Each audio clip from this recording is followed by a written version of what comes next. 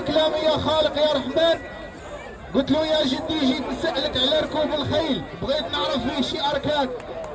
قال لي يا ولدي ركوب الخيل راه بحال الجنان، تداخلوا بالنية يتمتع بضلو ويركب ويتبورد ويضحك ويلعب ويروح فرحان، وقليل النية يلقى الجنان خرف يبسط شجاره طاحت وراقه وبقاو فيها العيدان. ركوب الخيل ولدي عنده تاريخ خلاوه لينا جدودنا من زمان. الخيل ولدي كان يحبها سيدنا سليمان، الخيل ولدي ركبوها مولوك وركبها سلطان. قلت له يا جدي علمني كيفاش نركب ونتبورد ونكون تاني فارس من الفرسان. قال لي يا ولدي خاصك تكون مع ربي ومع نفسك مزيان، وتاخذ البركه من عند الناس اللي سبقوك للجنان، وما تحقدش وما تكونش راجل بنان وتقول انا عودي احسن من عود فلان.